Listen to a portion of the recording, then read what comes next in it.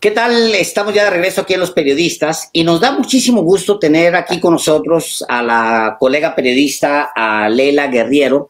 Ella nació en la provincia de Buenos Aires, es una periodista que ha escrito una cantidad impresionante de libros, tiene muchas crónicas que debimos haber escrito todos los demás, pero los escribió ella por alguna razón. ¿Será porque es la más aplicada de todos nosotros? ¿Cómo estás, Leila? ¿Qué tal, Alejandro, Álvaro? Un gusto saludarlos. La buena alumna, gracias. La buena alumna, la buena mala alumna. Es maravilloso. Siempre, Leila, en este programa que se llama Los Periodistas, pues hablamos, sí, con periodistas, mucho con periodistas, porque finalmente nuestro negocio es la información, pero también con periodistas que escriben libros que han incursionado justamente en el ámbito de la literatura también, y pues hoy de verdad es un gusto que estés con nosotros y con el público de Los Periodistas acá en México, así es que muchísimas gracias, bienvenida. Me gustó mucho. Por favor, muchas gracias a ustedes. Me gustó mucho, lo leí no sé dónde, que Leila llega a la redacción, pues a la entrada de la redacción de un periódico un día y luego entrega un texto y luego dice, pues quiero escribir. Y luego después de que entrega el texto lo lee el director y le llama y la contrata, y esa es la historia de muchos. Afortunadamente, en página 12. Así es, Leila. Y ahora hablamos con ella porque está relanzando Tusquets, que es un libro que tiene ya un tiempo circulando. Creo que el libro es si mal no recuerdo, es de 2005 exactamente, Los suicidas del fin del mundo, crónica de un pueblo patagónico. Y bueno, a mí me gusta mucho cómo escribe Leila, y yo creo que a miles de personas más, porque ella es muy solicitada y muy vendida. Entonces, para invitarlos a ustedes a que busquen el libro, lo compren, para que le dediquen un fin de semana a esta joya, pues queremos leerlo en distintas voces para ustedes. Un fragmento muy pequeño para que escuchen además el acento de Leila y el acento de estos dos señores aquí que los acompañan. Y es de la página 109 de Los suicidas del fin del mundo, y dice esto. Era viernes. Estábamos apodados en la barra de Gigante, la bailanta. Pedro usaba babuchas de raso, plataformas, pintalabios, brillo. Habíamos caminado hasta ahí del brazo sin hablar, en medio de un viento helado ante el que sus pantalones parecían una afrenta, una provocación. Mirá que acá la gente toma mucho, me había advertido antes de entrar, y ahora estábamos en la barra, tomando y mirando cómo tomaban todos. Cada tanto, un cuerpo resbaloso nos empujaba, nos arrastraba, y después volvíamos a acordarnos, a mirar. Yo había estado en muchos carnavales, pero nunca en uno como ese. La música se pegaba al cuerpo, a los oídos. Era una baba, un chorro caliente e invasor, muy prepotente. La cerveza se servía de a litro, literal. El contenido de una botella se vertía dentro de un vaso del tamaño de un balde chico, y eso solía acabarse rápido. Vi a uno tomarse 2 en un lapso corto, y después otro más, y después otro, hasta que perdí la cuenta. La pista ardía y de todos los rincones brotaba música y borrachos. Los baños de mujeres no tenían puertas, de modo que las chicas se tapaban mutuamente el vomitorio y las meadas de mamut a las que las obligaba la cerveza. A las 4 llegó Jorge Salvatierra. Venía de un bautismo. Hoy está tranquilo, nena, tenés suerte, dijo mientras miraba alrededor, y una amiga morocha se aferraba a su costado y gritaba que no era alcohólica, sino borracha. Yo no soy alcohólica, soy borracha, pero no me desubico porque tengo un nene. Tengo un nene yo. ¿Cómo? que tengo un nene yo. Me quedé embarazada a los 13 de un pefiano. Imagínate, cuando le dije a mi vieja que era un pefiano, gritó, ¡la lotería! Pedro dijo algo, movió la boca, pero no lo escuché. El mundo hervía, todos saltaban, los baños rebosaban de líquidos extremos.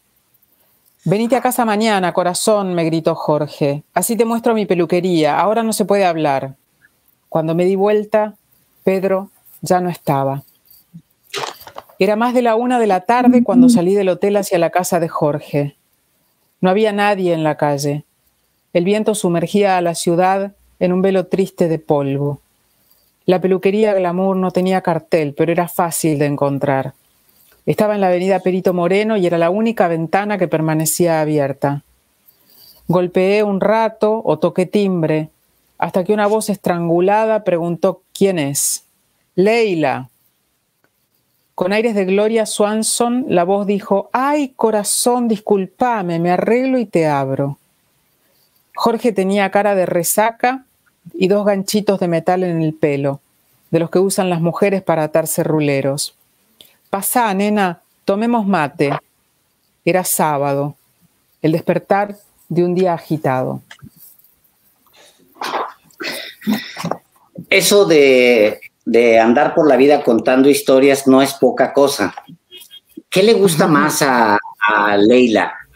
Ir por la historia, el hecho de organizarse, viajar, encontrar la historia, o el hecho más íntimo de sentarse y narrar. Bueno, yo creo que el movimiento, digamos, el movimiento de ir a ver siempre es un movimiento fascinante, ¿no? Salir a la calle o salir a los pueblos y ver y recorrer.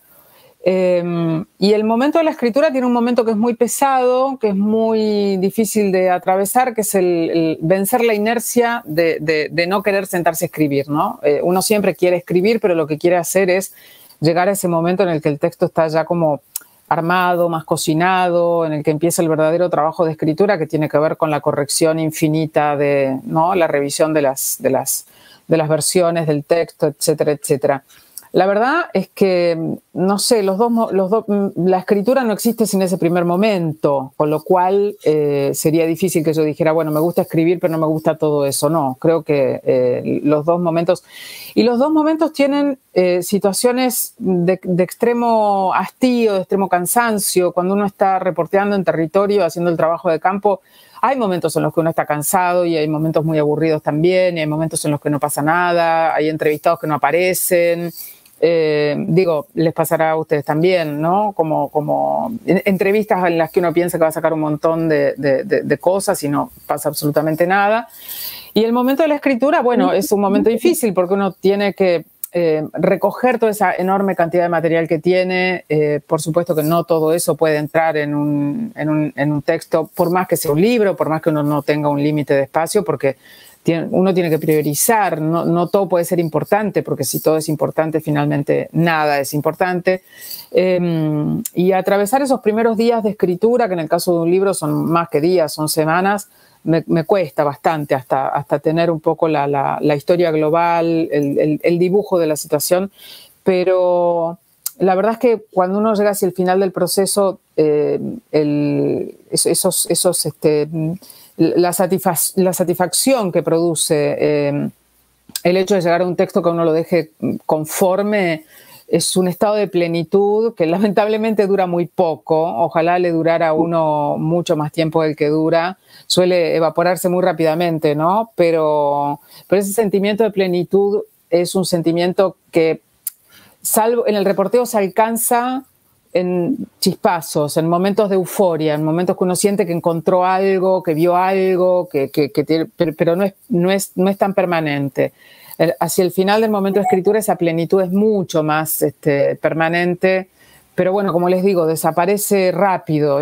Uno debería guardar, eso debería venir como en frasquitos, ¿no? Entonces uno podría tomar gotitas de plenitud escrituril. Estamos hablando de Los suicidas del fin del mundo, un libro que apareció por primera vez en 2005, como bien recordaba Alejandro Páez Varela. Ahora se reedita en 2021, 16 años después de esa primera vez, y describes una tragedia. A mí siempre me ha llamado la atención porque hay personas que se quitan la vida, y sobre todo jóvenes. Y tú te emprendes un viaje a la Patagonia, a un pueblo marginal, a hablar con la familia, con los amigos de suicidas. ¿Por qué ir a documentar esta tragedia, Leila? Bueno, a mí me pareció, desde que me enteré de la historia, me pareció que digamos, no solo por los suicidios, sino por una cantidad de situaciones que conforman un poco toda la historia de Las Heras, la historia era muy, muy potente porque mostraba la realidad de un pueblo muy pequeño del interior que había crecido en torno a la industria del petróleo, desplazando otro tipo de trabajos, digamos, más relacionados con el ganado que había en la zona. O sea, cómo de alguna forma la modernidad, digamos, se impone y termina con un trabajo tradicional. Las formas de vivir contemporáneas en ese momento, tanto más hostiles e insalubres que las formas más tradicionales, ¿no? Como de alguna forma el trabajo con el petróleo había terminado aniquilando no solo aquel oficio, sino también una forma de estar en el mundo, unas vidas completamente distintas. El trabajo en el petróleo es un trabajo. La Patagonia es rica en petróleo, este pueblo es un pueblo petrolero, el trabajo en el petróleo tiene sueldos altos en algunos casos, pero ese dinero termina quedando, digamos, reverberando en gastándose, digamos, bueno, allí en Las Heras por lo menos era así, en juego, en prostitución, en alcohol, etcétera, etcétera. No es que yo sea victoriana ni mojigata, pero digamos, no era una situación social estimulante. Y la empresa en ese momento de petróleo, la empresa, la gasolinera más grande, que era la petrolera más grande, que era y YPF, se había privatizado, no era estatal, venía de ser estatal y en esa privatización mucha gente había sufrido mucho porque se terminaron miles de empleos. Entonces, como que Las Heras era un conglomerado un poco como de todos los males de nuestro país, a los cuales no mirábamos casi nunca, ¿no? El desempleo, la privatización, y por supuesto estaban estos jóvenes suicidas, que eran 12, que se suicidaron. Fue una ola entre 1997 y el último día de 1999. Y hubo meses en los que había 2, 3 suicidios, digamos, y la gente del pueblo tenía como esta idea de que, bueno, que el suicidio era casi como una cosa natural ahí, ¿no? Como, bueno, no es que la gente estuviera deseando que la gente se suicidara, pero decían, bueno, se mataron 12, se van a seguir matando 12 más y 12 más. Y no había ninguna contención de ningún tipo del Estado, ¿no? Digo, ante una ola de suicidios así, uno espera que el Estado por lo menos diga, no sé, bueno, llamemos a personal que se dedique a temas de salud mental y haga algo, pero no había nada, había una invisibilización total de todo esto, la gente no hablaba. Bueno, parecía que el suicidio era como la plaga, ¿no? Había llegado la plaga y había que aguantar la plaga. Y la historia me interesó por todo esto. La pandemia nos mostró muchas cosas, Leila, como hemos sido testigos.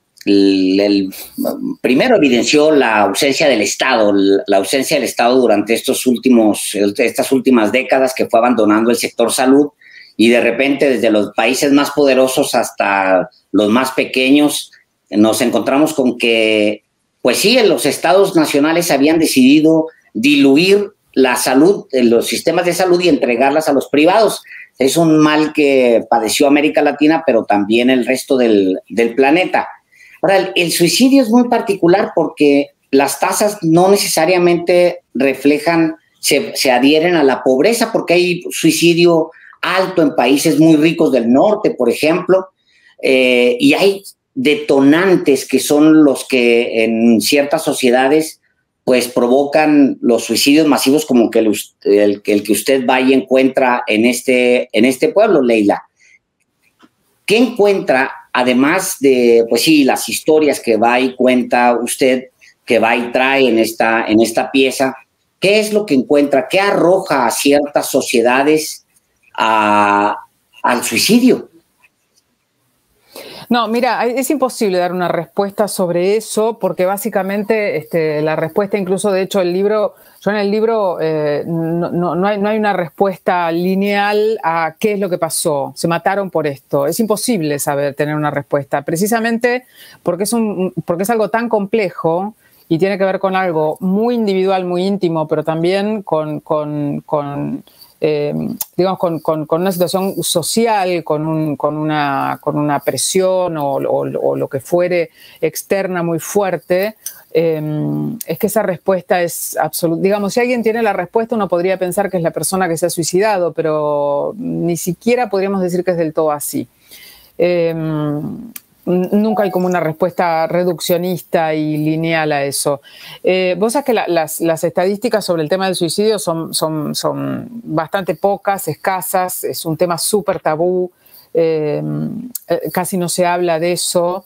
De hecho, el otro día estaba leyendo los últimos números que se hicieron a nivel mundial, una estadística, digamos, de suicidios de la OMS, y los resultados siempre arrojan más o menos lo mismo, que es que por año mueren por suicidio más personas que las que mueren por enfermedades como el cáncer, el infarto, etcétera, etcétera, o por todos los conflictos bélicos que se hayan producido ese año, lo cual es una enorme cantidad de gente. Así todo, la tasa de suicidios a nivel mundial bajó, pero en las Américas, o sea, en lo que a nosotros nos toca, en nuestra región del mundo, subió el 17%. Y esas son cifras de 2019. Para 2020 no hay datos relevados y la salud mental ha sido algo que se relegó por completo durante toda la pandemia. O sea, el acento estaba puesto en salvemos los cuerpos, ¿no? Y si para salvar el cuerpo tenemos que empujar a la gente a la desesperación, la depresión, entonces no importa. Total, vamos a salvar cuerpos. Cuando, bueno, yendo a una definición muy básica de la OMS, se sabe que salud es el equilibrio entre lo físico, lo psíquico, etcétera, etcétera. Me parece que seguimos viendo muy maniqueamente la cuestión de lo que significa la salud. Me parece que hay un gran tabú sobre todas las afecciones realmente fuertes relacionadas con lo psíquico, ¿no? No estoy hablando de una persona levemente melancólica, no, estamos hablando como de gente con depresiones profundas o con alteraciones psíquicas profundas que toman decisiones, digamos, en parte porque la perspectiva de seguir sufriendo así es insoportable. Me parece que seguimos viviendo en sociedades que no tienen mucha escucha para eso, más allá de que hay países, como vos mencionabas, ¿no? Países muy ricos. Bueno, es sabido que los países nórdicos, Finlandia, Suecia, etcétera, tienen tasas de suicidio muy altas. En cada lugar influyen cosas distintas, ¿no? No se puede decir que la cera sea lo mismo que Finlandia. Pero me parece que es un tema del cual se sigue hablando poco, que hay mucha vergüenza, hay mucho pánico, hay mucho miedo, hay una especie como de superstición, de miedo al contagio, ¿no? Si se habla de esto, mucha más gente se va a suicidar, cuando en verdad lo que se necesita son las, como, digamos, válvulas de escape de esta situación, ¿no? Más que esta negación que hay a la escucha. Pero lo que no hay es una respuesta lineal, y me parece que siempre que intentemos encontrar una respuesta lineal y digamos, bueno, el suicida es el problema por tal cosa, vamos a estar equivocando el camino, por lo menos para evitarlo. Quizás sea un síntoma.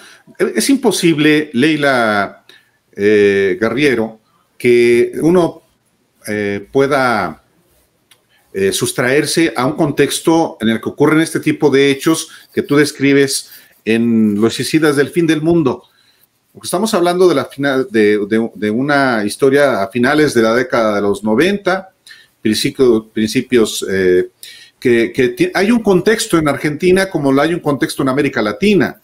La instauración del modelo neoliberal con una serie de medidas que tienen que ver no solamente con la privatización, por ejemplo, del sector energético, sino con el descuido del sector salud y también hasta de quienes irrumpen. Hay una parte del libro en el que tú describes cómo después de todo lo que pasó en las eras, en 2003, por ejemplo, en ese lugar arrasa la fórmula de Kirchner y la oposición gana nada. Es decir, ahí también hay un contexto y hay una reacción de carácter político electoral, más allá de que a quienes vivieron en las eras, más allá de si de la historia misma de los suicidios y de las circunstancias, pues hay una respuesta de carácter electoral. Lo veo en 2003, por ejemplo, la fórmula de Kirchner, que encabezó Kirchner, para presidente ganó con 81% de los votos y la Unión Cívica Radical sacó solo el 0.5%. A lo mejor es una explicación de lo que ahí pasó. Sí, digamos, no podemos cargar las tintas a la política nada más. Hay toda una situación, yo creo que básicamente aclaremos que Kirchner era el gobernador de la provincia de Santa Cruz, donde está Las Heras, digamos, ¿no? Las Heras es un municipio que en ese momento estaba gestionado por una intendencia, por una alcaldía radical. Entonces, bueno, por supuesto, también había conflictos allí, ¿no? Porque eran de distintos partidos, porque ya sabemos que a veces los conflictos entre partidos o los no entendimientos hacen que básicamente una intendencia de otro color político no reciba la misma cantidad de dinero para el hospital, etcétera, etcétera, que una del mismo color político, y los que terminan pagando el pato son las personas que están viviendo ahí, ¿no? Que ven detrimento en el hospital público, o sea, ven el daño en el día a día, el hospital público está cada vez peor, ¿no? Etcétera, etcétera. Me parece que lo que vos decías, este modelo de alguna forma de Las Heras es una condensación del modelo hiperproductivista, capitalista extremo, ¿no? Digamos, es como, primero que nada, esta cosa extraccionista literal del petróleo. Saquemos todo lo que podamos de la tierra, extraigamos, chupemos todo lo que podamos, y los hombres y las mujeres, obviamente, digamos, viven como de alguna forma inmersos en esta lógica de producción. Vos pensás que un trabajador del petróleo trabaja en el campo durante 2 semanas seguidas y después regresa a su casa a descansar 7 días y después desaparece de vuelta en la meseta patagónica, que pasa también en la industria minera, pasa en muchas de estas industrias. Eso, por supuesto, va produciendo... No hay que ser muy astuto para darse cuenta de que si vos estás 15 días con tu familia, 7 días con tu familia, te vas a trabajar 15 días a un campamento con cientos de personas, digamos, que están desarraigadas también de su familia. Hay algo que empieza como a de alguna forma deformarse en la relación que empezás a tener con el mundo, digamos. El tiempo que pasas con tu familia, para ponerlo en términos muy de revista de fin de semana, no es tiempo de calidad, por decirlo de alguna manera. Terminás transformado en una cosa muy brutal, en un engranaje de una máquina que tiene que funcionar sí o sí, sin que ni a la política ni a la sociedad le importe los daños que eso produce en tu vida íntima, personal, familiar, etcétera, etcétera. Y a tal punto que ni siquiera te lo preguntás vos mismo, digamos. O sea, sos una máquina de producir. Y me parece que, bueno, que Las Heras también era un reflejo de eso, de ese sistema que te empuja a ser un engranaje de alguna forma.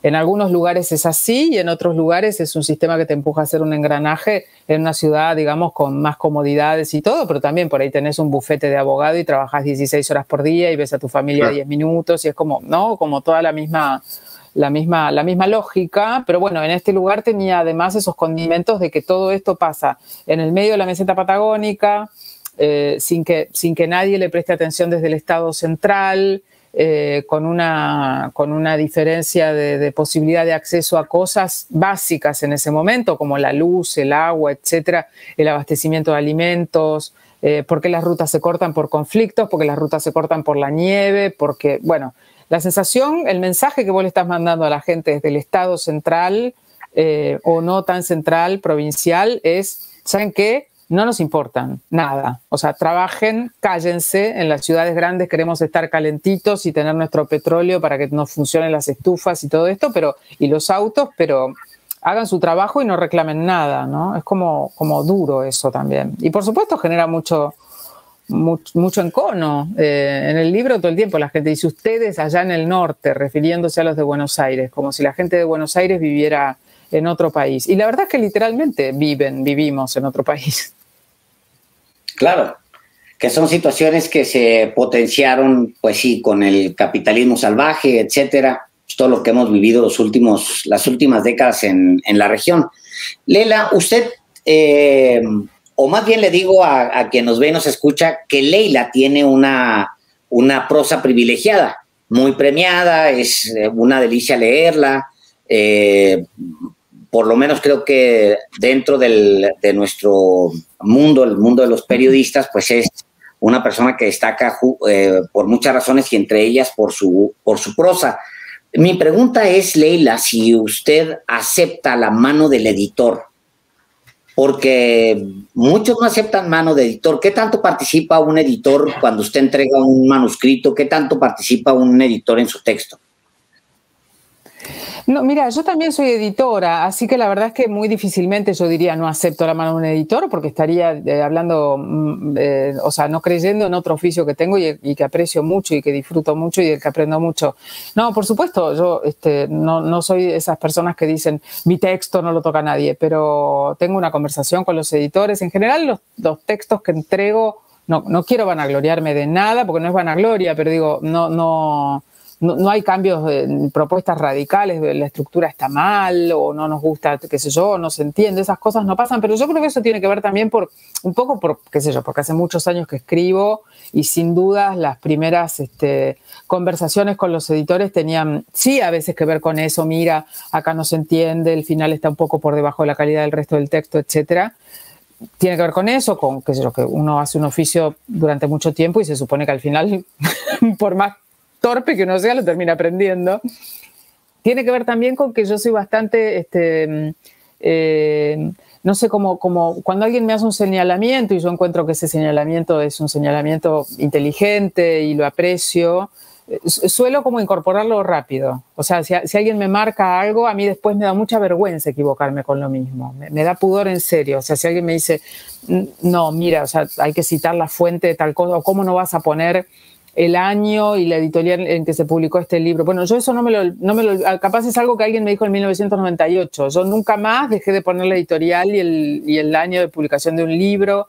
Cuando empecé a escribir para afuera, por ejemplo, algunos editores me decían, no se entiende esto porque no se entiende, como estamos aquí en México o en España, tú escribes desde la Argentina y tal cosa no se entiende. Entonces ahí ya incorporé otro chip que es, bueno, hay que hablarle a un lector como sin ser pedagógicamente demasiado exagerado, digamos, como uno siempre escribe para un lector más inteligente que uno, pero explicar algunas cosas de contexto, ¿no? Si yo, acá en la Argentina, yo puedo decir durante la dictadura, pero si yo escribo para México, no quiero ser tan prepotente para saber que un lector de México entiende que la dictadura en la Argentina empezó en 1976 y terminó en 1983. Entonces, bueno, me ocupo del contexto. Pero en general, digamos, cuando uno entrega un texto, yo por lo menos soy una persona bastante segura, no tosuda, digamos, entiendo a veces que hay cosas que se pueden decir, bueno, acá esto nos parece que no se entiende, qué sé yo, pero en general es más bien una conversación del tipo, bueno, como hay alguna zona, esta expresión está reiterada a propósito, te gusta que se reitere, no suena raro. Bueno, si me parece qué sé yo, una sugerencia o una pregunta que me llama la atención, por supuesto se abre una línea de conversación, pero no es que yo digo, a mí no me tocan una coma, porque uno, digo, sobre todo en los libros, ¿no? Al ser una montaña de texto, bueno, uno mete la pata varias veces, pero sí se mantiene una conversación, pero en general los editores, por lo menos conmigo, no son intrusivos, en plan, o sea, no tengo editores que quieran escribir el texto como si lo hubieran escrito ellos, digamos, eso es fantástico, porque a uno le dan ganas de volver sobre el texto y trabajarlo si hiciera falta, pero con un editor que te dice, esto tiene que estar escrito así, bueno, nunca me topé con uno así, pero creo que no podría. Claro. Leila, escritora, periodista, muchas gracias por la oportunidad de conversar contigo y para el auditorio de los periodistas. Este es Los suicidas del fin del mundo, crónica de un pueblo patagónico, sobre el que hoy hemos charlado con Leila Guerriero. Muchísimas gracias, Leila. No, por favor, Álvaro, Alejandro, un placer hablar con ustedes, muchas gracias y gracias por esa lectura a 3 voces que me encantó escuchar el libro en acento mexicano tan lindo. Así que nada, gracias a ustedes por el espacio y por la generosidad. Un gusto. Un abrazo grande, muchas gracias. Volvemos. Adiós.